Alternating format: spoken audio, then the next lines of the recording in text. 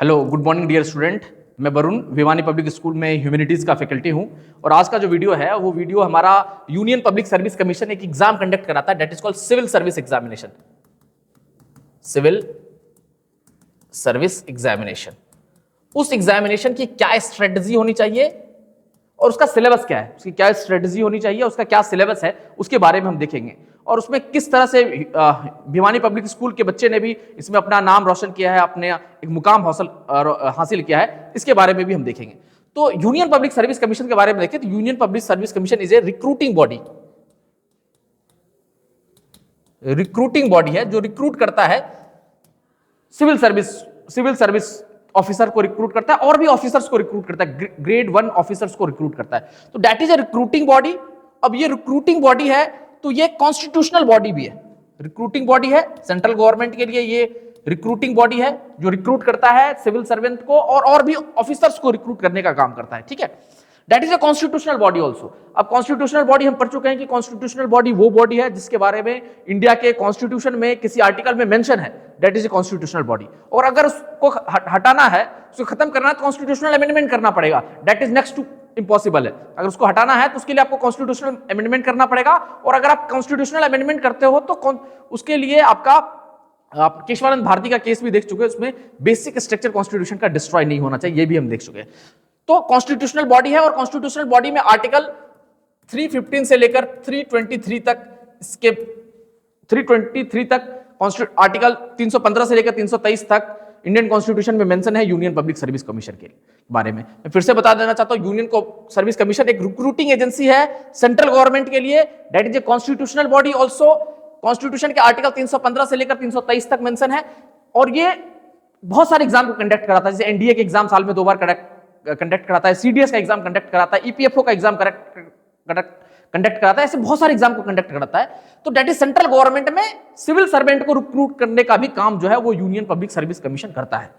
ठीक है, civil servants को रिक्रूट करने का काम यूनियन पब्लिक सर्विस कमीशन करता है। बिकॉज बहुत सारे बच्चे से पूछा जाता है क्या कर रहे हैं आप, तो वो बोलते हैं हम यूपीएससी की तैयारी कर रहे हैं। UPSC is just a recruiting body, वो एक रिक्रूटिंग बॉडी है जिसका काम है कि सिविल सर्वेंट को रिक्रूट करना, साथ ही साथ ऑफिसर, बहुत सारे ऑफिसर्स को रिक्रूट करना उसका काम है, ग्रेड ए ऑफिसर को रिक्रूट करने का काम है। तो वो एक एग्जाम कंडक्ट करता है, that is called civil service examination. Central level पे, यूनियन लेवल पे जो एग्जाम होता है that is called union public service commission और वो सिविल सर्वेंट को रिक्रूट करता है। ऐसे हर स्टेट में स्टेट पब्लिक सर्विस कमीशन है, एसपीएससी भी है। अब मैं हरियाणा में हूं तो हरियाणा पब्लिक सर्विस कमीशन है, बिहार में जब हूं बिहार स्टेट में बिहार पब्लिक सर्विस कमीशन है, उत्तर प्रदेश में हूं तो उत्तर प्रदेश सर्विस कमीशन है, मध्य प्रदेश में हूं तो Madhya Pradesh public service commission है, महाराष्ट्र पब्लिक सर्विस कमीशन है, झारखंड पब्लिक सर्विस कमीशन है। हर स्टेट में पब्लिक सर्विस कमीशन है जो स्टेट गवर्नमेंट के ऑफिसर को रिक्रूट करने का काम करता है।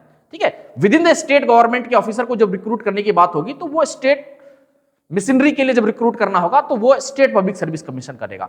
लेकिन जब सेंट्रल गवर्नमेंट को रिक्रूट करना का काम होगा तो वो यूनियन पब्लिक सर्विस कमीशन एक सिविल सर्विस का एग्जाम लेता है और उस एग्जाम के थ्रू आपका सिविल सर्वेंट रिक्रूट होकर आते हैं। उसमें से ऑल इंडिया सर्विस के, सेंट्रल सर्विस के और ग्रुप बी सर्विस के भी ऑफिसर रिक्रूट होकर आते हैं। ठीक है, तो इसके बारे में हम देखेंगे। अब ये जो एग्जाम है वो इंडिया का one of the toughest examination है। अगर आप मैंने एक डाटा देखा तो उसमें आईआईटी को सबसे ज्यादा टफेस्ट बताया गया था, बिकॉज उसका एक पैरामीटर था। अगर आप देखें दुनिया के टफेस्ट एग्जामिनेशन में आईआईटी का नाम था, बट आईआईटी का नाम इसलिए था कि आईआईटी में मैथमेटिक्स का पोर्शन है, उसने मैथमेटिक्स को लेकर के इसको कैलकुलेट किया था। IIT is one of the toughest exam, but अगर आप मैथमेटिक्स को एक्सक्लूड करके बात करो तो ये वर्ल्ड का सबसे टफेस्ट एग्जामिनेशन है।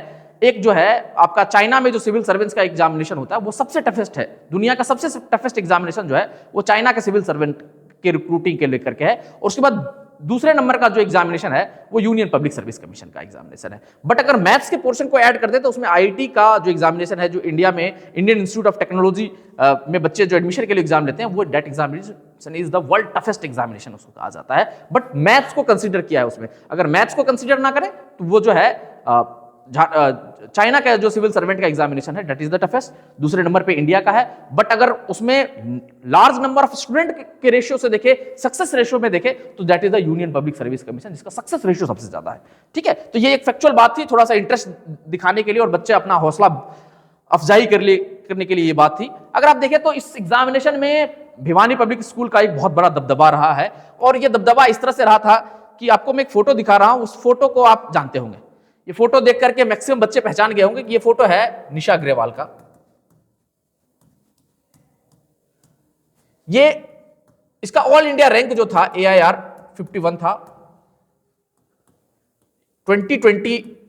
2020 बैच में ऑल इंडिया रैंक 51 था।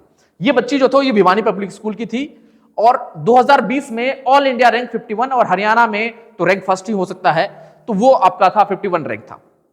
अगर इसके बारे में अगर आपको, ये भिवानी पब्लिक स्कूल की बच्ची थी, इसके बारे में अगर आपको सर्च करना है थोड़ा सा तो आप गूगल खोलना और गूगल पे सिर्फ और सिर्फ एक चीज डालना है। गूगल पे मैं आपको दिखाता हूं सर्च करके विद इन लाइव, निशा अग्रवाल डालना है। निशा अग्रवाल, निशा अग्रवाल IAS मैंने डाल दिया, ठीक है। अब इसमें बाइजू का पेज खुल रहा है, इसमें लिखा रहा है all India rank 51 UPSC 2020। Byju का पेज खुल रहा है, ये कोई पेड बाइजू कोचिंग इंस्टीट्यूट है जो सिविल सर्वेंट के भी स्टूडेंट की तैयारी कराता है, उसका पेज खुल रहा है। इस पेज को मैं ओपन करता हूं, फर्स्ट पेज वही खुल रहा है। इस पेज को जब स्क्रॉल करोगे तो उसने फर्स्ट अटेम्प्ट में UPSC क्लियर किया, इनके फैमिली बैकग्राउंड के बारे में है। उसके बाद एक और आता है, दैट इज एजुकेशनल बैकग्राउंड। अगर आप देखें तो ये एजुकेशनल बैकग्राउंड के बारे में आता है। अब एजुकेशनल बैकग्राउंड में देखें तो Nisha did his schooling at Bhiwani public school in Bhiwani and took admission Miranda house new Delhi for graduation. तो इसमें लिखा है कि निशा ने जो भिवानी पब्लिक स्कूल जो भिवानी में है उसी से अपना स्कूलिंग किया और मिरांडा हाउस से उसने अपना ग्रेजुएशन किया है, ठीक है। तो ये एक बहुत बड़ा प्रूफ हम आपको दिखाए हैं कि निशा अग्रवाल जो थी वो भिवानी पब्लिक स्कूल की स्टूडेंट रह चुकी है। 2020 में ऑल इंडिया रैंक 51 और अभी बिहार में आई थिंक SDM के पोस्ट पे कहीं पर है, तो बिहार में अभी सर्विस दे रही है। तो ये 2020 का रिजल्ट है और 2020 में एक और लड़की का रिजल्ट और आया था, दैट इज कॉल्ड रेणु धैया। इसका 2020 में भी रिजल्ट था और 2021 का ये फोटो है।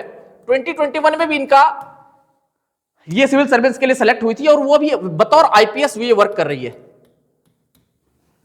रेणु धैया जो है बतौर IPS जो है ये 2 बार सेलेक्ट हुई। 2020 में भी रैंक थोड़ा ज्यादा था, अब एग्जैक्ट रैंक तो मुझे याद नहीं है अभी, बट 2021 में इसका 700 रैंक था। बट अभी जो है currently she is working as a IPS, ये IPS के रूप में काम कर रही है। तो रेणु धैया जो है ये भी भिवानी से है और ये जो है इसका जो है 700 के आसपास रैंक था इन 2020 और 2021 में 600 कुछ रैंक था। She is also from Bhiwani public school, ठीक है। तो मैंने 2 स्टूडेंट को बताया है और इस साल का रिजल्ट आना बाकी है, मई के महीने में रिजल्ट आएगा। तो हम देखेंगे कि इस बार भी लगातार 2 साल से हमारा रैंक आ रहा है, तो इस बार भी हम आशा है और आशा हम रखे हैं कि डेफिनेटली कोई एक भिवानी पब्लिक स्कूल का कोई बच्चा डेफिनेटली हरियाणा में अपना नाम रोशन करेगा और भिवानी पब्लिक स्कूल का नाम नेशनल लेवल पे अपना प्रदर्शित करेगा। तो इसको लेकर के अगर आप इन दोनों को देखें तो अब हमें जिज्ञासा होती है कि हमें भी इस एग्जामिनेशन की तैयारी करना चाहिए और उसकी स्ट्रेटजी क्या है, इसका सिलेबस क्या है। तो अभी तो आप जो बच्चे देख रहे होंगे उसमें से हो सकता है कुछ बच्चे ग्रेजुएट होंगे या मैक्सिमम बच्चे जो स्कूल से जुड़े हैं वही बच्चे हैं जो कि 10th करके 11th में आए हैं या 11th करके 12th में गए हैं या 12th कंप्लीट किया है। तो मैं सबके कॉम्प्रिहेंसिव को लेकर के मैं ये वीडियो बना रहा हूं। अगर इसके लिए अगर सबसे पहली बात देखें तो इसके लिए क्वालिफिकेशन की जरूरत है। अब क्वालिफिकेशन क्या है कि आपका ग्रेजुएशन होना जरूरी है। मिनिमम जो क्वालिफिकेशन है वो ग्रेजुएट होना चाहिए, ग्रेजुएशन होना जरूरी है कि आपका +2 के बाद किसी भी स्ट्रीम में, किसी भी सब्जेक्ट से, किसी भी स्ट्रीम में, आपका किसी भी कॉलेज से आपका ग्रेजुएशन होना जरूरी है। बस that is the first qualification का जो फर्स्ट क्राइटेरिया है, जो है एजुकेशनल क्राइटेरिया, आपका ग्रेजुएशन होना जरूरी है। उसमें फर्स्ट डिवीजन सेकंड डिवीजन नहीं मानता है, आपका ग्रेजुएट होना जरूरी है। That is the first thing कि आपका ग्रेजुएशन होना जरूरी है। अब ग्रेजुएशन होने के साथ ही, ग्रेजुएशन होने के बाद जब आप फॉर्म फिलअप कर रहे हैं, जब आप एग्जामिनेशन का लेकर के फॉर्म फिलअप कर रहे हैं, तो आपका मिनिमम एज जो है वो 21 ईयर होना चाहिए ऑन 1 अगस्त। 1 अगस्त को आपका मिनिमम एज जो है वो 21 साल होना चाहिए और आपका जो शैक्षणिक योग्यता, जो पढ़ाई का योग्यता है, वो आपका ग्रेजुएशन होना चाहिए और मिनिमम एज जो है वो 21 साल 1 अगस्त तक पूरा हो जाना चाहिए, ठीक है। अब इसको लेकर देखें, इसमें एक लिमिटेड चांसेस है। ऐसा नहीं है कि आप जितनी बार चाहे उस एग्जाम को दे सकते हैं, एक लिमिटेड चांसेस है और उस लिमिटेड चांस में ही आप इस एग्जाम को दे सकते हैं। तो मैंने बताया कि आपका जो क्वालिफिकेशन है वो मिनिमम क्वालिफिकेशन ग्रेजुएशन होना चाहिए, उससे ऊपर भी कुछ हो सकता है बट ग्रेजुएशन होना चाहिए और मिनिमम एज जो है 21st ईयर होना चाहिए, 1 अगस्त तक ये पूरा हो जाए। ठीक है। फॉर एग्जाम्पल आपका डेट ऑफ बर्थ 3 अगस्त को आता है और 3 अगस्त को जाकर के आप 21 साल पूरा हो रहा है तो आप उस एग्जाम का फॉर्म नहीं भर सकते हैं, बशर्ते 1 अगस्त तक आपका मतलब आप अगले साल भरेंगे 22 साल हो जाएगा तो आप ये फॉर्म भर सकते हैं। अब इसमें देखिए तो कैटेगरी वाइज इसका क्लासिफिकेशन है, जनरल कैटेगरी के बच्चे हैं, ओबीसी है, एससी एसटी है और डिसेबल है। और मैं एक और कैटेगरी इसमें मेंशन नहीं है, डेट ईडब्ल्यूएस को भी मैं मेंशन कर देता हूं, ईडब्ल्यूएस इकोनॉमिक वीकर सेक्शन। अब जनरल कैटेगरी के बच्चों के लिए 6 अटेम्प्ट दे सकते हैं, वो 6 अटेम्प्ट दे सकते हैं और 32 ईयर के एज तक दे सकते हैं, मतलब 21 साल से 32 साल की उम्र तक ये बच्चे एग्जाम दे सकते हैं। कितनी बार दे सकते हैं? 6 बार दे सकते हैं। 21 साल से 32 साल की उम्र में तक ये एग्जाम आप दे सकते हैं और 6 बार दे सकते हैं। ठीक है, आप 21 साल से देना चालू करें, 32 साल तक दे सकते हैं, लेकिन मैक्सिमम जो एग्जाम दे सकते हैं आप 6 बार दे सकते हैं। अब 6 बार एग्जाम कब काउंट होगा? क्या आपने 6 बार फॉर्म भर दिया वो काउंट होगा, या 6 बार आपने प्रीलिम्स का एग्जाम दिया वो काउंट होगा?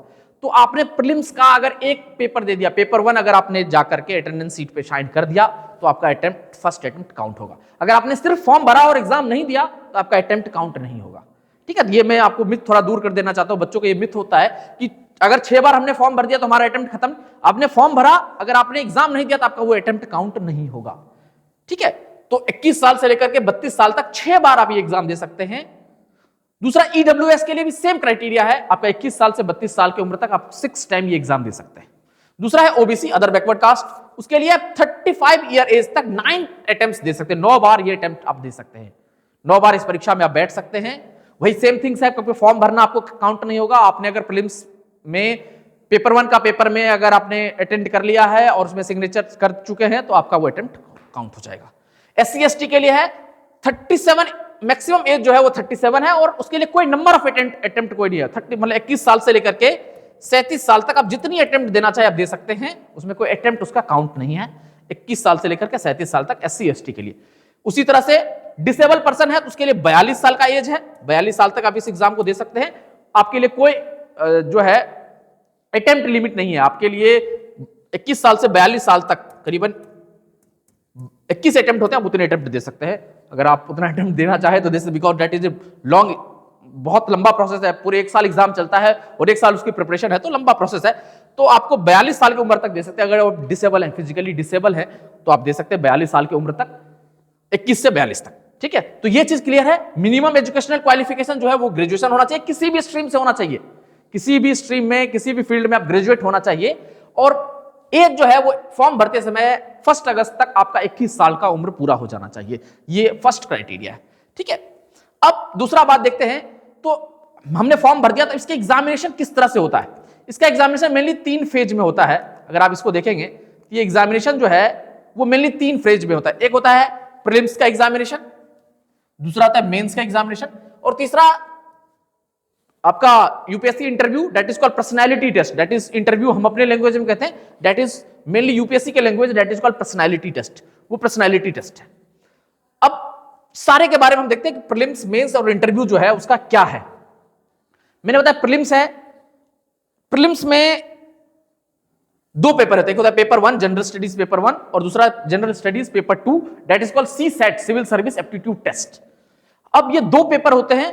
मेंस में एक पेपर होता है ऐसे का एक पेपर, एक इंडियन लैंग्वेज का पेपर होता है। आप शेड्यूल के, इंडियन शेड्यूल के 8 शेड्यूल में जितने भी लैंग्वेज है उसमें से कोई भी लैंग्वेज आप चूज कर सकते हैं, वो लैंग्वेज का पेपर होगा। दूसरा होगा इंग्लिश कंपलसरी है, उसका पेपर होगा। उसके बाद जीएस जनरल स्टडीज के 4 पेपर होंगे।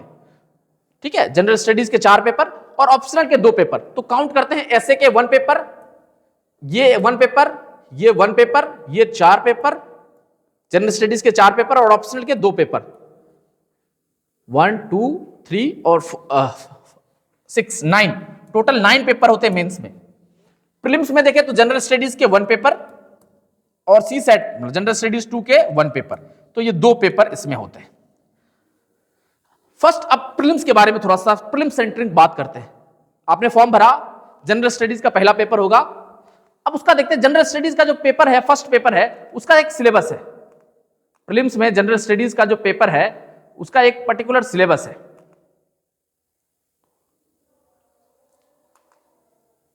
ठीक है, इस चीज को देखिए, 100 क्वेश्चंस होंगे। पेपर 1 की बात करते हैं, पेपर 1 मतलब जीएस 1 की बात करते हैं, जीएस 1। ठीक है, इसमें आपके 100 नंबर ऑफ क्वेश्चन होंगे और हर क्वेश्चन 2 मार्क्स का होगा, माइनस मार्किंग भी है, 1/3 मतलब 0.66 आपके कटते हैं अगर आप एक गलत करते हैं तो। और इसमें जो मार्क्स आएगा उसके ऊपर आपका मेरिट लिस्ट बनेगा, मतलब मेरिट लिस्ट मींस आप क्वालिफाई किए एग्जाम को कि नहीं किए। मतलब 200 क्वेश्चन है, 200 मार्क्स के हैं, मतलब कट ऑफ जो है ये डिसाइड करेगा पेपर 1, जीएस पेपर 1। इसमें हम देखेंगे कौन कौन से सब्जेक्ट्स हैं। दूसरा पेपर है CSAT, civil service aptitude test. ये भी 2 घंटे का एग्जामिनेशन है, 80 नंबर ऑफ क्वेश्चन है, 200 मार्क्स का, क्वालिफाइंग इन नेचर है। अब क्वालिफाइंग इन नेचर मतलब ऐसा नहीं कि सिर्फ क्वालिफाई करना है, मतलब 200 मार्क्स में से आपको 66.66 मार्क्स लाने हैं। इससे कम मार्क्स अगर आता है तो आपका यह पेपर चेक नहीं होगा, पेपर 1 आपका चेक ही नहीं होगा। अगर इससे कम आता है तो आपका यह पेपर चेक ही नहीं होगा, ठीक है। मतलब सिर्फ जो सी सेट का पेपर है, जीएस 2 का पेपर है, उसमें आपके मैथ्स का पोर्शन है, 10th लेवल का मैथ्स है, मेंटल एबिलिटी है, मैथ इसको मैं लिख देता हूं, इंग्लिश है, और थोड़ा सा आपका ये 3 चीज है, मैथ्स है, मेंटल एबिलिटी मैथ है, और इंग्लिश लैंग्वेज है। ये है, इसमें से 100 क्वेश्चन है, 200 मार्क्स के हैं, आपको 66 एंड 66 मार्क्स 67 में लिख देता हूं, 66.67 मार्क्स आपको लाने हैं। इससे कम अगर मार्क्स आता है, फॉर एग्जांपल किसी बच्चे के 66 मार्क्स आए, तो उसका जो पेपर दूसरा पेपर है, पेपर 1 जो है, ये चेक ही नहीं होगा। मतलब आपको ये पहले क्वालिफाई करना जरूरी है। पहले पेपर ये होगा 9:30 से 11:30 के बीच में, और ये होता है 2:30 से लेकर के 4:30 तक। तो पहला पेपर ये होगा, दूसरा ये होगा, बट चेक इन में पहला सी सेट का पेपर चेक होगा, मतलब जीएस 2 का पेपर चेक होगा सबसे पहले, और उसमें से आपको 66.67 से ज्यादा जिस बच्चे के मार्क्स है उसी का ये पेपर 1 चेक होगा। उसके बाद अगर आपके 70 नंबर आए कोई बात नहीं, इसका मेरिट लिस्ट नहीं जुड़ेगा। अब मेरिट लिस्ट में कौन सा जुड़ेगा? GS paper 1। जीएस पेपर 1 में आपका मेरिट लिस्ट जुड़ेगा, मतलब कट ऑफ डिसाइड करेगा आपका जीएस पेपर 1। अब इसमें से आपको 70 आ जाए, 80 आ जाए, 90 आ जाए, पेपर 2 में कोई मतलब नहीं है। इसमें अगर आपके जितने marks cut off for example 100 में से हमेशा अगर आप 95 से 105 के बीच में नंबर लाते हैं तो आप सेफ साइड में हैं। मतलब कभी हो सकता है कि वो ज्यादा कट ऑफ चले जाए, बट इससे ज्यादा नहीं कट ऑफ जा रहा है, 95 टू 100 मार्क 105 मार्क्स के बीच में अगर आप हैं तो ये मार्क्स जो है सेफ है। वैसे तो कहा जाता है 120 सेफ है, बट 120 आजकल इतना ज्यादा कट ऑफ नहीं जा रहा है, बिकॉज आजकल कट ऑफ जो है वो जनरल कैटेगरी के लिए 90 पे सिलेक्शन प्रीलिम्स में सिलेक्शन हो रहा है। तो आप अगर इसके बीच में मार्क्स ला रहे हैं तो सेफ कैटेगरी में है, इट मींस आप क्वालिफाई कर जाएंगे। अब क्या है कि क्या प्रीलिम्स में 200 मार्क्स में से 200 मार्क्स आ गए, क्या वो अच्छा है? अच्छा तो है, बट उसका मेंस पे कोई इफेक्ट नहीं पड़ेगा। बस prelims is just merely A qualifying exam. आपने क्वालिफाई कर लिया, अब आप मेंस के बैटल के लिए तैयार है। अब आपको ये देखना है, फॉर एग्जांपल मैं थोड़ा सा बताता, फैक्चुअल बात बताता हूं। हर साल यूपीएससी के 8 लाख एस्पिरेंट इसका फॉर्म भरते हैं, 8 लाख एस्पिरेंट इसका फॉर्म भरते हैं। एग्जामिनेशन सेंटर पे 4 लाख स्टूडेंट जाते हैं, 8 लाख टू 10 लाख भी होता है, 10 लाख तक चले जाता है आजकल। क्यों? 100 रुपए का फॉर्म है, लड़कियों के लिए फ्री है तो बहुत कम है, भर सकते हैं। 4 लाख बच्चे सेंटर पे एग्जाम देते हैं। अब फॉर एग्जांपल 1000 वैकेंसी है फॉर एग्जांपल, तो उसका 15 या 20 टाइम्स बच्चे मेंस के लिए क्वालिफाई करेंगे। मैं 20 रख लेता हूं, ज्यादा ही रखता हूं, मतलब 20,000 बच्चे पास करेंगे प्रीलिम्स एग्जामिनेशन को, 20,000 बच्चे पास करेंगे। मतलब 4 लाख बच्चे देने के लिए गए, उसमें से 20,000 बच्चे प्रीलिम्स पास करेंगे। अगर आप एक्चुअल देखें तो सीरियस पढ़ाई करने वाले बच्चे इसी के आसपास होते हैं, 20,000 से 30,000 बच्चे ही सीरियस पढ़ाई करने वाले होते हैं। बाकी बच्चों ने या तो परिवार को खुश करने के लिए वो एग्जामिनेशन दे रहे हैं, या एक बहुत बड़ा औहदा है यूनियन पब्लिक सर्विस कमीशन की एग्जाम की तैयारी कर उसको देखने के लिए, या अपने आईक्यू को टेस्ट करने के लिए एग्जाम दे रहे हैं। बट जो पढ़ने वाले बच्चे हैं उसको 20,000 से लेकर 30,000 के बीच में वो आंकड़ा है ऑल इंडिया लेवल पे, बिकॉज 8 घंटे डेली पढ़ना और 1 साल पूरा पढ़ना, that is not an easy task, that is a tough task. तो 20 से 30,000 बच्चे ही सीरियस पढ़ाई करने वाले हैं, वो बच्चे प्रीलिम्स पास कर रहे हैं। अब ऐसा नहीं है कि जो बच्चे प्रीलिम्स नहीं पास कर रहे हैं वो सीरियस पढ़ाई करने वाले नहीं है, that's not the clear logic. बहुत सारे ऐसे बच्चे हैं जो 4-4, 5-5 बार में प्रीलिम्स पास नहीं किया और छठी बार में सीधे यूपीएससी में अपना अच्छा रैंक लाया, 2 डिजिट में रैंक लाया। ऐसे भी बहुत सारे एग्जांपल हैं, वो भी उसके बारे में भी हम वीडियो बनाएंगे। तो मैं प्रीलिम्स के लिए बता देता हूं, पेपर 2 जो है क्वालिफाइंग है, आपको 66.67 मार्क्स लाना है, आप क्वालिफाई करके पेपर 1 आपका चेक होगा। पेपर 1 में जितने मार्क्स आते हैं वो कट ऑफ क्लियर कर लें, ज्यादा मार्क्स आ जाए उससे भी कोई मतलब नहीं है, लेकिन कट ऑफ से कम आया तो आप रैंक आपका क्वालिफाई मेंस के लिए आप क्वालिफाई ही नहीं कर पाएंगे, ठीक है। तो आप एक सेफ साइड मैंने बताया 95 to 105 है, बट आजकल कहा जाता है 120 अगर आपने लाया that is the most safe, मतलब आपका कुछ नहीं बिगड़ना है, आप बिल्कुल सेफ पे। तो 120 मार्क्स अगर आपने ले आया तो करीबन करीबन आप मेंस के लिए क्वालिफाई कर गए। अब मेंस जो है प्रीलिम्स के करीबन करीबन 100 दिन के बाद मेंस का एग्जामिनेशन होता है, और आजकल यूपीएससी जो है अपने एग्जाम के 18 से 20 दिन में अपना रिजल्ट भी, प्रीलिम्स का रिजल्ट भी दे देता है कि फॉर एग्जांपल एग्जाम 1 तारीख को हुआ तो 18 या 20 तारीख तक अपना प्रीलिम्स का रिजल्ट दे देता है। पहले जो 40 दिन में रिजल्ट देता था, अब ये 20 दिन में रिजल्ट डिक्लेयर कर, प्रीलिम्स का रिजल्ट आ जाता है। अब मेंस की बात करते हैं, मेन बैटल जो है मेंस में है। मतलब मैंने बताया कि अगर आपका 1000 सीट है तो 20,000 बच्चे, मैक्सिमम 20,000 बच्चे मेंस के लिए क्वालिफाई करेंगे। अब मेंस में बैटल आ रहा है, वो बैटल क्या आ रहा है आप इसको देखते हैं। मेंस में मैंने बताया कि अब मेंस की का थोड़ा सा देखते हैं। मेंस में 9 पेपर है, मैंने बताया था, दैट इज टोटल पेपर जो है 9 पेपर टोटल है मेंस में। इसमें से एक इंग्लिश और एक इंडियन लैंग्वेज, इंग्लिश का एक कंपलसरी पेपर है और एक इंडियन लैंग्वेज का पेपर है। इंडियन लैंग्वेज में शेड्यूल 8 में जो लैंग्वेज है उसमें से कोई भी एक लैंग्वेज चूज कर सकते हैं। टोटल 22 लैंग्वेज में से कोई भी लैंग्वेज आप चूज कर सकते हैं, ये करना रहता है, आप कोई भी लैंग्वेज अपना चूज करें, वो लैंग्वेज का पेपर होगा और इंग्लिश का होगा। अब इसमें भी है कि आपका सबसे पहला इस 9 पेपर में से सबसे पहला ये दोनों पेपर चेक होगा। जो कंपलसरी लैंग्वेज पेपर है दैट इज क्वालिफाइंग पेपर, ये आपका चेक होगा। इसमें आपको 25% नंबर लाना पड़ेगा। 300 मार्क्स का ये भी पेपर होता है और 300 मार्क्स का ये भी पेपर होता है, मतलब दोनों में आपको 25% मतलब 75 नंबर लाना पड़ेगा। अगर आपके फॉर इंग्लिश कंपलसरी है और दूसरा लैंग्वेज हिंदी में अगर लेता हूं, मैक्सिमम बच्चे नॉर्थ इंडियन तो हिंदी ही लेते हैं, तो 75 नंबर 75 नंबर अगर आपसे कम अगर आते, 74 अगर आपके आए तो आपका ये बाकी पेपर चेक ही नहीं होगा। यहां पे भी अगर इंग्लिश में आपको 74 नंबर आ गया, बाकी पेपर आपका चेक ही नहीं होगा। तो आपको इसमें भी बैटल करना है, इंग्लिश पे भी और इंडियन लैंग्वेज के, क्योंकि अब आप 20 फॉर एग्जांपल 1000 सीट है तो 20,000 लोगों के रेस में आ चुके हैं। मतलब आप इंडिया के टफेस्ट माइंड से अपने आप को चैलेंज कर रहे हैं। आपका दोनों लैंग्वेज का पेपर जो है 300 मार्क्स का होता है, ये भी 300 मार्क्स का, ये भी 300 मार्क्स का, 3-3 घंटे का पेपर होता है। मैं क्लियर कर दूं, टाइम जो है प्रीलिम्स में 2-2 घंटे था, यहां पे हर पेपर 3 घंटे का, ये 3 घंटे का ये भी है, 3 घंटे का ये भी है। बट इसमें क्वालिफाइंग में 25% मार्क्स लाना है, मतलब 75 नंबर लाना है। 75 नंबर से ज्यादा आ गए तो बहुत अच्छी बात है, बट उससे आपका कट ऑफ से कोई लेना देना नहीं है। मैं एक और बात क्लियर कर देना चाहता हूं कि फॉर एग्जांपल इससे 75 आए, आप क्वालिफाई कर गए और इसमें से 300 में 300 आ गए, तो इसका दूसरे पेपर के कट ऑफ में कोई फर्क नहीं पड़ता है, उसमें उसका मार्क्स ऐड नहीं होगा। 75 से 76 आ गया ठीक है, लेकिन 300 में 300 आपने ले आया या 250 नंबर ले आया, 200 नंबर ले आया, क्या कट ऑफ में ऐड होगा? बिल्कुल नहीं, कट ऑफ में वो ऐड नहीं होगा। मेंस का जो कट ऑफ आएगा उसमें सिर्फ ये 4 पेपर, एक ऐसे का पेपर 5वां और 2 ऑप्शनल सब्जेक्ट की पेपर, ये 7 पेपर का ही नंबर आपका मेंस के हर्डल को आपको पास करेगा। ये हो चुकी है कंपलसरी लैंग्वेज, हो चुका है आपका कंपलसरी पेपर इंग्लिश और हिंदी है। इंग्लिश है और इंडियन लैंग्वेज में आप हिंदी, मैक्सिमम नॉर्थ इंडियन जो है हिंदी हम चूज करते हैं, इसमें शेड्यूल 8 की लैंग्वेज है। अब दूसरा जो होता है दैट इज कॉल्ड ऐसे का पेपर होता है, ये भी 300 मार्क्स 250 मार्क्स का होता है। ये दोनों 300 मार्क्स का रहा है, बाकी सारा पेपर 250 मार्क्स का होता है। मतलब मैं लिख देता हूं यहां, फ्रेश लिखता हूं इसको, फ्रेश से इसको लिखता हूं, ऐसे है 300 मार्क्स का है, कितने घंटे का है? 3 आवर का है।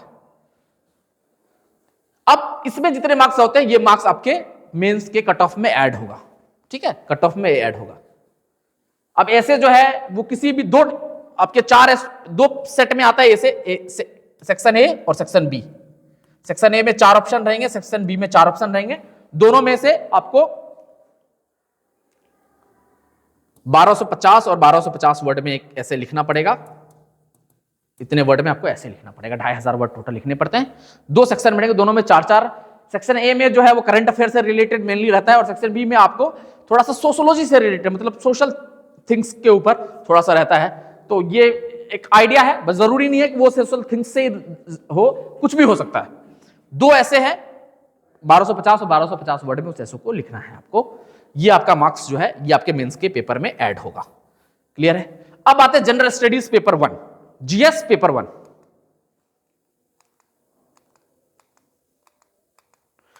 ओके, ये जीएस के 4 पेपर होते हैं, जनरल स्टडीज के 4 पेपर है।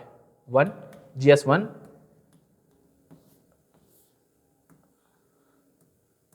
GS2, 3 और GS4।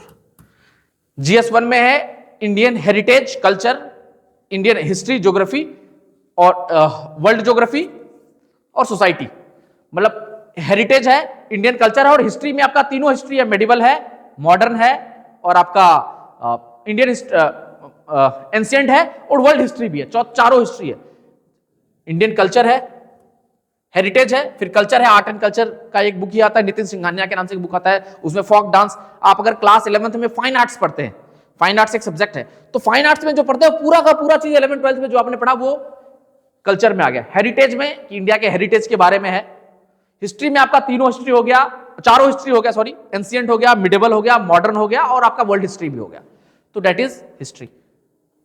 ज्योग्राफी में आपका फिजिकल और human, physical geography, human geography.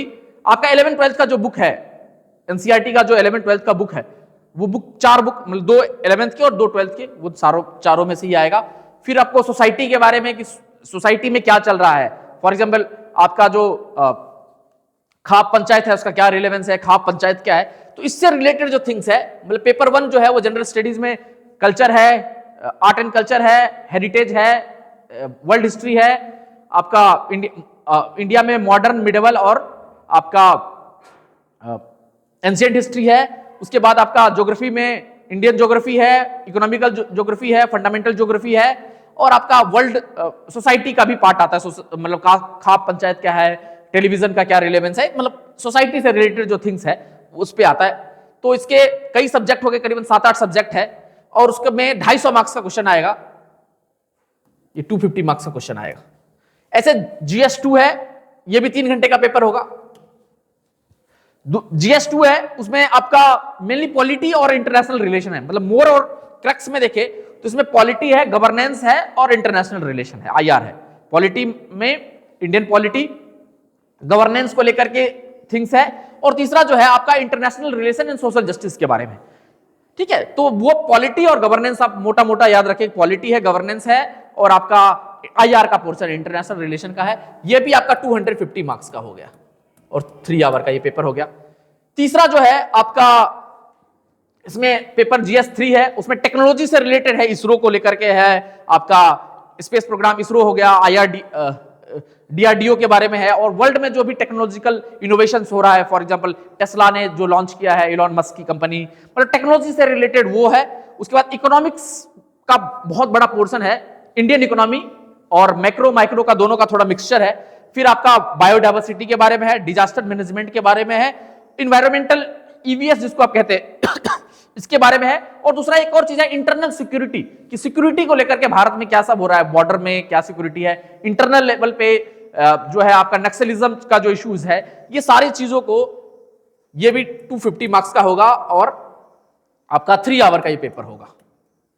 चौथा जो पेपर है वो इथिक्स, इंटीग्रिटी और एप्टीट्यूड का पेपर है, ये आपका 250 मार्क्स का ये है और ये 3 आवर का है। ठीक है, इथिक्स में कि ये आपका ये चेक कर रहा है कि क्या आप सिविल सर्वेंट जो बन रहे हो, क्या आपका इथिकल, आप यू आर इथिकल, मतलब दैट इज नॉट एक सिलेबस नहीं है, बट इसमें सर्टेन थिंग्स, ऐसी थिंग्स है जिससे आपका पेपर चेक करने में आपका इथिक्स क्या है, आपका पॉइंट ऑफ व्यू क्या है, आप एक्चुअल में इथिकल हो या आप किस चीज पे कैसा डिसीजन ले रहे हो, ये आपका उस प्रेजेंस ऑफ माइंड को उसमें चेक करता है। केस स्टडीज काफी सारे हैं, तो ये 250 मार्क्स का है और 3 आवर्स का ये भी पेपर है। और एक और मैंने लिखना भूल गया यहां पर, मतलब दैट इज द ऐसे, ये भी 250 मार्क्स का था और आपका 3 आवर का था। ठीक है, अब बच गया आपका ऑप्शनल, ये 5 सब्जेक्ट कवर हो गए, जनरल स्टडीज के 4 पेपर, ऐसे 1 5 पेपर हो चुका है। 2 कंपलसरी लैंग्वेज का पेपर, एक इंग्लिश और एक दूसरा जो लैंग्वेज है उसमें शेड्यूल 8 के जो लैंग्वेज है उसके बारे में हम देख चुके हैं, उसके मार्क्स आपके ऐड नहीं होते, मैं बता चुका हूं कि जो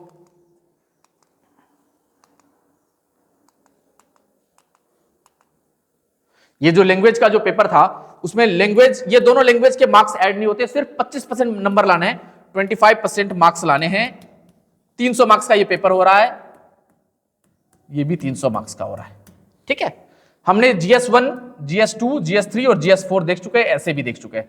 ये इसमें इसका नंबर जो है मतलब जीएस, चारों जीएस और एसए के नंबर आपको ऐड हो रहे हैं। इसके बाद बच्चा मेन जो रोल होता है वो होता है ऑप्शनल सब्जेक्ट का।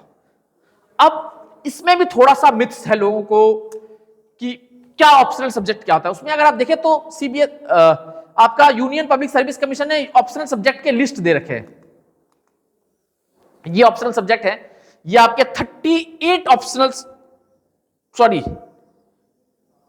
26 ये ऑप्शनल सब्जेक्ट की लिस्ट है। 26 ऑप्शनल सब्जेक्ट का, और लिटरेचर 26 में आपका लिटरेचर भी है। इतने ऑप्शनल सब्जेक्ट हैं। अगर आप ग्रेजुएट हैं, for example I am a graduate from zoology, मैं जूलॉजी से ग्रेजुएट हूं, तो मैं जूलॉजी चाहूं तो ऑप्शनल सब्जेक्ट जूलॉजी भी ले सकता हूं, ठीक है। लेकिन मुझे अगर जूलॉजी में उतना इंटरेस्ट नहीं है, मैं ग्रेजुएट हूं जूलॉजी से, फॉर एग्जांपल बहुत सारे बच्चे इंजीनियर होते हैं, सिविल इंजीनियर होते हैं, civil engineering is a optional subject. लेकिन आप अगर सिविल इंजीनियरिंग लेना चाहे तो ले सकते हैं, नहीं लेना चाहे तो बाकी इसमें से कोई भी ऑप्शनल सब्जेक्ट आप ले सकते हैं। उसके 2 पेपर होंगे, उस ऑप्शनल सब्जेक्ट के 2 पेपर होंगे। आप ये ऑप्शनल सब्जेक्ट लेना चाहे तो ले सकते हैं, और नहीं लेना चाहे तो नहीं ले सकते हैं। दूसरा भी ऑप्शनल सब्जेक्ट ले सकते हैं। जरूरी नहीं है कि आपका वो सब्जेक्ट ग्रेजुएशन का सब्जेक्ट होना चाहिए, जरूरी नहीं है। लेकिन अगर आप ग्रेजुएशन का सब्जेक्ट लेते हैं तो आपके लिए अल्ट्रा एडवांटेज है कि आपने 3 साल उस सब्जेक्ट को पढ़ा है। आपने अपने ग्रेजुएशन के दौर में आपने 3 साल 4 साल का जो भी ग्रेजुएशन किया है या ज्यादा क्वालिफिकेशन पीजी कर रखा है, मास्टर कर रखा है, तो आपने उतने टाइम तक सब्जेक्ट को पढ़ा है, तो आपको दूसरे बच्चे की अपेक्षा थोड़ा अल्ट्रा एज सब्जेक्ट में पकड़ तो डेफिनेटली आपकी ज्यादा होगी। बट जरूरी नहीं है कि आप सिर्फ वही ले, बाकी भी ले सकते हैं। अब मैं ऑप्शनल सब्जेक्ट का लिस्ट बता देना चाहता हूं। एग्रीकल्चर है, एनिमल हस्बेंड्री है, एंथ्रोपोलॉजी है, बॉटनी है, केमिस्ट्री है, सिविल इंजीनियरिंग है, कॉमर्स एंड अकाउंटेंसी है, इकोनॉमिक्स है, इलेक्ट्रिक इंजीनियरिंग है, ज्योग्राफी है, जियोलॉजी है, हिस्ट्री है, लॉ है, मैनेजमेंट है, मैथमेटिक्स है, मैकेनिकल इंजीनियरिंग है, मेडिकल साइंस है, फिलॉसफी है, फिजिक्स है, पॉलिटिकल साइंस है, साइकोलॉजी है, पब्लिक एडमिनिस्ट्रेशन है, सोशियोलॉजी है, स्टैटिस्टिक्स है, जूलॉजी है एंड लिटरेचर है। अब लिटरेचर में लिटरेचर के अलग असामी है, बंगाली है, बोडो है, डोगरी है, गुजराती है, हिंदी है, कन्नड़ है, कश्मीरी है, कोंकण है, मैथिली है, मलयालम है, मणिपुरी है, मराठी है, नेपाली है, उड़िया, पंजाबी, संस्कृत, संथाली, सिंधी, तमिल, तेलुगु, उर्दू और इंग्लिश। ये आपके लिटरेचर के सब्जेक्ट है। ये लिटरेचर सब्जेक्ट ले सकते हैं। लिटरेचर में इतने सब्जेक्ट्स करीबन इंक्लूड हो गए, करीबन 18-19 करीबन 22-23 सब्जेक्ट यहां पर हैं। तो ये तो लिटरेचर के सब्जेक्ट 22 हो गए। उसके बाद बच गए आपके रेस्ट 25 ऑप्शनल।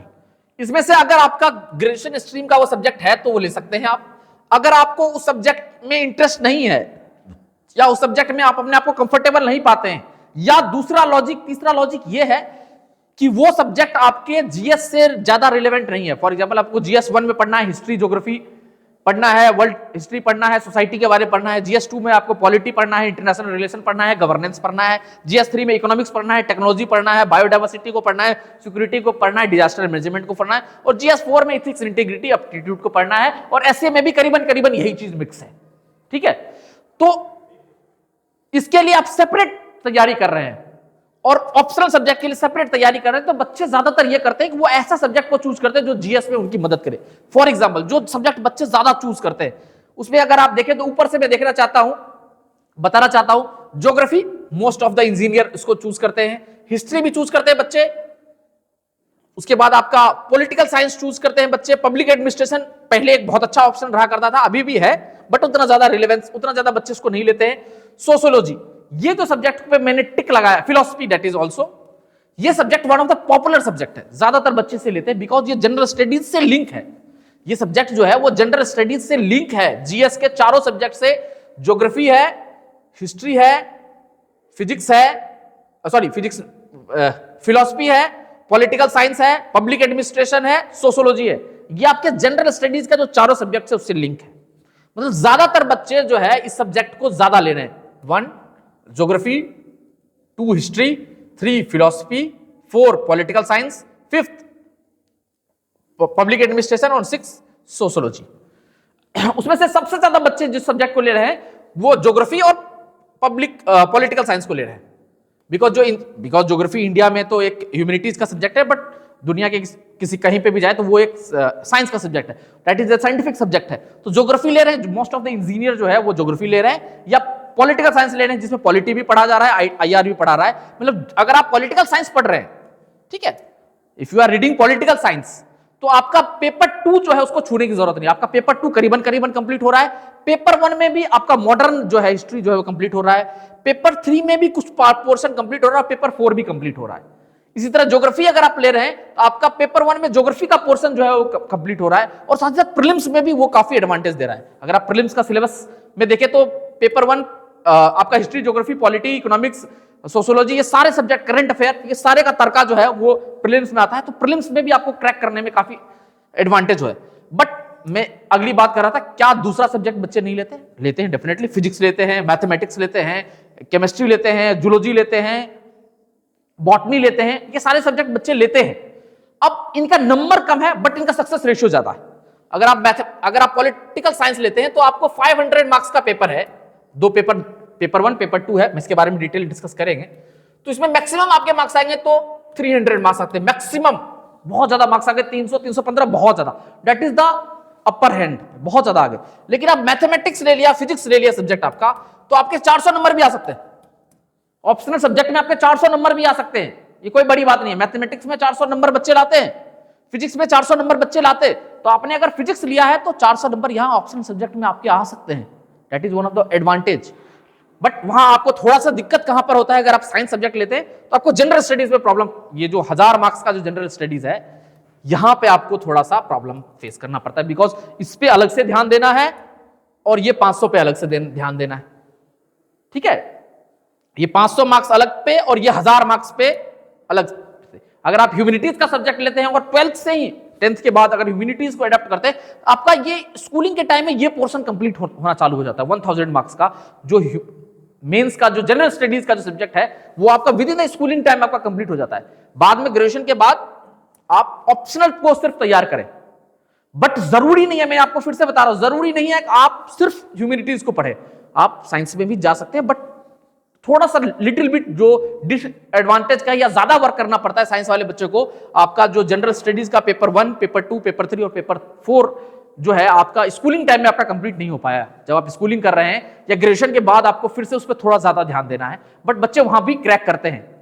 ठीक है, तो जरूरी नहीं है कि आप ऐसा नहीं कर, आप कर सकते, वो भी एक मेथोडोलॉजी है। बट आपका स्कूलिंग टाइम में GS1, GS2, बिकॉज यहां पर हिस्ट्री पढ़ना है, ज्योग्राफी पढ़ना है, पॉलिटी पढ़ना है, पेपर 2 में आपका IR पढ़ना है, ये आपका स्कूलिंग टाइम में कंप्लीट हो जाएगा। इकोनॉमिक्स पढ़ना है, टेक्नोलॉजी पढ़ना है, बायोडाइवर्सिटी पढ़ना है, बट ऐसा नहीं है कि सिर्फ स्कूलिंग में ही पढ़ के कंप्लीट हो जाएगा। उसके लिए थोड़ा सा आपको अपर लेवल पे इसको पढ़ना पड़ेगा, जो भिवानी पब्लिक स्कूल में हम आपको इसका प्रिपरेशन हम करवाते रहेंगे अभी से, अर्ली एज से। अब बात करते हैं ऑप्शनल सब्जेक्ट की। मैंने बताया ऑप्शनल सब्जेक्ट में ये आपके 25 सब्जेक्ट ये हुए, प्लस लिटरेचर है। लिटरेचर में भी कोई भी लिटरेचर ले सकते हैं आप, उसका 2 पेपर होता है, पेपर 1 ये 250 मार्क्स का और पेपर 2 250 मार्क्स का। ठीक है, पेपर 1 है, पेपर 2 है। फॉर एग्जांपल मैंने पॉल साइंस लिया एज ए ऑप्शनल सब्जेक्ट, तो पेपर 1 में 250 मार्क्स और पेपर 2 जो है वो 250 मार्क्स। इसका एक पर्टिकुलर ऑप्शनल सब्जेक्ट का सिलेबस है, हम सेपरेट वीडियो बना देंगे उसके, बिकॉज ये वीडियो बहुत बड़ा हो जाएगा और आप भी बोरियत फील करेंगे, बहुत लंबा हो जाएगा कि अगर एक एक ऑप्शनल सब्जेक्ट का हमने अगर सिलेबस को बताना चालू किया तो बहुत ज्यादा डिटेल में हो जाएगा। तो उसके लिए सेपरेट एक वीडियो लॉन्च कर देंगे, अलग अलग कुछ सब्जेक्ट, सारे सब्जेक्ट के बारे में नहीं बता सकता बिकॉज सारे के बारे में मुझे भी नॉलेज नहीं है, सारे ऑप्शनल के बारे में, बट कुछ ऑप्शनल सब्जेक्ट का सिलेक्टिव जो ह्यूमैनिटीज का ऑप्शनल सब्जेक्ट है जो हम आपको स्कूल के टाइम में पढ़ाते हैं, तो उसके बारे में मैं वीडियो बना करके आपको बता दूंगा। ये 250 मार्क्स 250 मार्क्स। अब अगर आप कट ऑफ के मार्क्स को ऐड करें, मेंस के कट ऑफ को मार्क्स को ऐड करें, तो 250 ऐसे, जीएस के 4 subject 1000, 250 plus 1000 plus optional subject 500। 2 paper है ना ऑप्शनल के, पेपर 1 पेपर 2 500, 250 और ये जीएस के 4 सब्जेक्ट 1000 और ऐसे का एक पेपर। टोटल जो पेपर है वो 1750 मार्क्स का मेंस का पेपर है, जो कट ऑफ डिसाइड करेगा। ये जो लैंग्वेज का जो पेपर है, लैंग्वेज में एक कंपलसरी लैंग्वेज इंग्लिश है और दूसरा लैंग्वेज लेना है, शेड्यूल आपका 8 शेड्यूल का जो लैंग्वेज लेना है, उसमें से आपको सिर्फ 25% मार्क्स लाना है, मतलब 75 नंबर आना है, 300 में से 75 नंबर, इतने नंबर ले आए तो आपका ये बाकी ऐसे जीएस के 4 पेपर, ऑप्शनल के 2 पेपर चेक होंगे, मतलब 1750 मार्क्स का पेपर सिर्फ तब चेक होगा। अब इसमें जो नंबर लाते हैं 1750 में से जो नंबर लाते हैं, अब मैंने बताया कि फॉर एग्जांपल 1000 को मैं फ्रेश बता देता हूं। 1000 अगर वैकेंसी है तो प्रीलिम्स कितने बच्चे पास करेंगे? 1000 को आप 20 से मल्टीप्लाई करो, मैक्सिमम 20,000 बच्चे प्रीलिम्स पास करेंगे। अब 1000, अब प्रीलिम्स से मेंस के लिए कितने बच्चे आएंगे? मैंने बताया 1000 वैकेंसी है, उसमें से 3 से मल्टीप्लाई करो, मतलब 3000 बच्चे सिर्फ मेंस के लिए क्वालिफाई करेंगे, मेंस एग्जाम को क्वालिफाई करेंगे। ठीक है, अब होता है तीसरा, that is called personality test, interview जिसको कहते हैं। अब हर 3 बच्चा में से एक बच्चा आपका इंटरव्यू फाइनल सिलेक्शन होगा। ये क्राइटेरिया, मतलब 8 लाख बच्चे ने फॉर्म भरा, 8 से 10 लाख ने।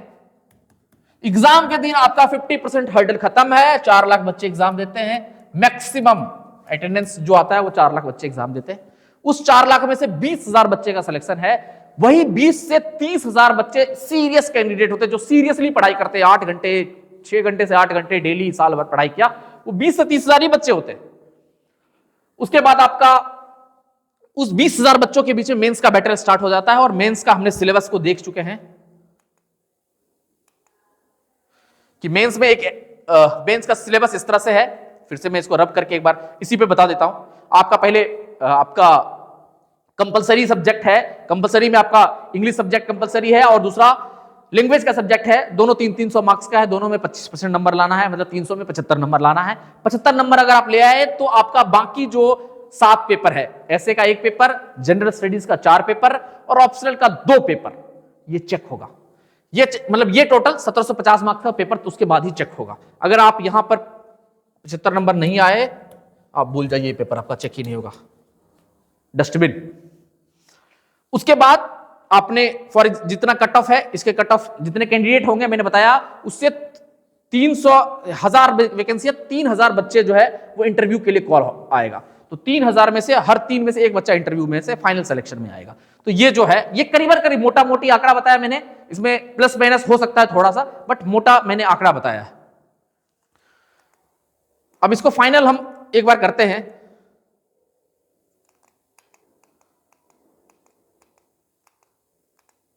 फाइनल में जरा देखते हैं क्या है। Union public service commission, that is a recruiting agency for the civil servant और अदर ऑफिसर्स के लिए, ग्रेड ए ऑफिसर्स के लिए वो कॉन्स्टिट्यूशनल बॉडीज है जो रिक्रूट करता है ऑफिसर्स को। वो एक एग्जाम लेता है, that examination is called civil service examination. उस एग्जाम का नाम है सिविल सर्विस एग्जामिनेशन, जो सिविल सर्वेंट को चूज करने के लिए होता है। अब इस एग्जाम देने के लिए जो मिनिमम क्वालिफिकेशन है वो क्या होना चाहिए? मिनिमम क्वालिफिकेशन जो है वो आपका ग्रेजुएशन होना चाहिए, किसी भी सब्जेक्ट से ग्रेजुएशन होना चाहिए, और 21 साल एज होना चाहिए। 21 ईयर एज जो है वो 1 अगस्त तक पूरा होना चाहिए। अब इसमें जो फर्स्ट एग्जाम होता है वो प्रिलिमिनरी का एग्जाम होता है, देन उसके बाद मेंस का एग्जाम रहता है। मेंस में टोटल 9 पेपर होते हैं, और फिर फाइनल इंटरव्यू होता है जिसको बोलते हैं personality test. Dholpur house Delhi में आपको बुलाया जाएगा, वहां बाकायदा आपका इंटरव्यू होगा।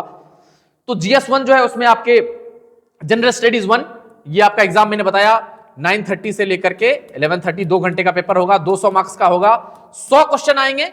100 क्वेश्चन में दूसरा पेपर है, ये भी आपका 2:30 से लेकर के 4:30 तक होगा, 2 घंटे का होगा, 80 क्वेश्चन होंगे, 200 मार्क्स का होगा। इसमें आपको क्वालिफाइंग मार्क्स लाना पड़ेगा, मतलब 200 में से 66.67 मार्क्स लाने पड़ेंगे। इतने मार्क्स लाते हैं तो तब आपका जनरल स्टडीज का पेपर 1, प्रीलिम्स का जनरल स्टडीज का पेपर 1 चेक होगा। जनरल स्टडीज में सब्जेक्ट है वो हिस्ट्री है, ज्योग्राफी है, पॉलिटी है, करंट अफेयर है, इंटरनेशनल रिलेशन है, आपको बायोडाइवर्सिटी के बारे में है, इकोलॉजी के बारे में है, इनके बारे में। मतलब जो मेंस का GS है उसका MCQ के फॉर्म में आपका प्रीलिम्स का GS1 है। उसके बाद मेंस का जितना पेपर है उसमें सब में किसी में ऑप्शनल MCQ नहीं है, सारे में आपका लिखना है और पूरे 3 घंटे लिखना है। उसमें 2 पेपर है, मैं बता चुका हूं, एक आपका इंडियन लैंग्वेज का है और दूसरा आपका इंग्लिश का है। उसके बाद एक आपका ऐसे का पेपर है, 4 जनरल स्टडीज का पेपर है और 2 ऑप्शनल सब्जेक्ट है, जिसमें से ये दोनों पेपर अगर आप क्वालिफाई करते हैं, मतलब 25% मार्क्स लाते हैं, तभी आपका बाकी 7 पेपर चेक होगा। और जब आप इसका जो कट ऑफ होता है उस 1750 में से करीबन 800, 700, 800 के 750 के आसपास, ये कट ऑफ वेरी करता है हर साल, 700 टू 750 के मार्क्स आसपास कट ऑफ जाता है। अब तो बहुत ज्यादा वेरिएशन होने लगा, फर्स्ट और लास्ट के बीच में 150-200 नंबर का वेरिएशन होने लगा है। तो इतने लाते हैं तो आपका इंटरव्यू के लिए कॉल आ जाता है, और इंटरव्यू में पर्सनालिटी टेस्ट होता है। वो दिल्ली में धौलपुर हाउस है, आप इंडिया गेट से थोड़ा सा बाहर निकलते हैं, इंडिया गेट से जो सर्कल में घूमते हैं तो आपका एक धौलपुर हाउस है, वो हैदराबाद हाउस के पास है धौलपुर हाउस, वहां पर आपको इंटरव्यू के लिए बुलाया जाता है। और जितनी सीट वैकेंसी रहती है उसमें 3 गुना लोगों को इंटरव्यू के लिए बुलाया जाता है, और फाइनल जो है आपका जो रिजल्ट आता है उस रिजल्ट में मेरिट लिस्ट आता है। उस मेरिट लिस्ट में आपका नाम है तो यस यू आर इनसाइड, अगर आपका नाम नहीं है तो आप आउटसाइड है। ठीक है, तो कुछ और मैं बता देना चाहता हूं, आपका GS1 में ये एग्जाम का मार्क्स मेंस में नहीं जुड़ता है, और मेंस का मार्क्स जो है, मेंस और इंटरव्यू का मार्क्स जुड़ करके फाइनल रिजल्ट बनता है। प्रीलिम्स का मार्क्स बिल्कुल नहीं जुड़ता है फाइनल क्वालिफिकेशन के लिए। फाइनल के लिए प्रीलिम्स जस्ट क्वालिफाई करके आप मेंस के एग्जाम में बैठे, मेंस के 9 पेपर का मार्क्स जुड़ा, मतलब 4 GS के, एक आपका 7 पेपर के मार्क्स जुड़े, 4 GS का, एक ऐसे का और 2 ऑप्शनल के, और 2 पेपर जो है लैंग्वेज और इंडियन लैंग्वेज और हिंदी का, या हिंदी मतलब हिंदी इट मींस शेड्यूल 8 के जो लैंग्वेज है वो पेपर जस्ट क्वालिफाइंग है। और पर्सनालिटी टेस्ट जब आपका हो रहा है तो वो भी आपका 250 मार्क्स का है, 275 मार्क्स है, सॉरी फॉर दैट, 275 मार्क्स का पर्सनालिटी टेस्ट है। और ये एग्जाम फाइनल जो है 1750, ये आपका मेंस और प्लस 275, ये हो गया 5, 2, 9, 10 सॉरी 10 और 2025 मार्क्स का फाइनल पेपर हो रहा है आपका। क्लियर है? तो आज के लिए इतना ही। आप ज्यादा जानकारी के लिए आप भिवानी पब्लिक स्कूल को विजिट कर सकते हैं, और यहां आकर अगर आप काउंसलिंग कराना चाहते हैं तो आप अपने बच्चे को इस चीज के रिगार्डिंग आप काउंसलिंग भी करा सकते हैं। और आप अगर ज्यादा जानना चाहते हैं तो भिवानी पब्लिक स्कूल में कॉल करके आप बात भी कर सकते हैं इस चीज के रिगार्डिंग। और इसके रिगार्डिंग अगर कोई भी डाउट्स है तो आप फ्रीली भिवानी पब्लिक स्कूल में आकर के इस बात को लेकर के कंसल्ट कर सकते हैं। तो मुझे आशा ही नहीं बल्कि पूर्ण विश्वास है कि आपको ये यूपीएससी का जो सिलेबस है उसकी जो प्रिपरेशन की जो स्ट्रेटेजी है ये पूरी तरह आपको समझ में आ चुका होगा। आपको मैं फिर से बता देना चाहता हूं कि हमारा +1 में एडमिशन का जो प्रोसेस है, साइंस स्ट्रीम में, कॉमर्स में और ह्यूमैनिटीज में, तीनों में एडमिशन का प्रोसेस स्टार्ट हो चुका है। साइंस में हमारे पास जो with in the school frame में हम नीट की प्रिपरेशन, जेई मेंस और एडवांस का प्रिपरेशन, और उसके साथ ही एनडीए के एग्जाम के प्रिपरेशन करवा रहे हैं। कॉमर्स के लिए सीपीटी सीए की preparation with in the school time हो रहा है, और ह्यूमैनिटीज में आपका क्लैट और फाउंडेशन यूपीएससी को लेकर के जो बैचेस है वो batches with in the school time में ही ये चलते हैं। तो आपके इसके लिए भिवानी पब्लिक स्कूल में एडमिशन कंसल्टेंट से आके बात करके आप रजिस्ट्रेशन का प्रोसेस ओपन हो चुका है। आज के लिए इतना ही, अगले अंक में फिर से मिलते हैं। धन्यवाद।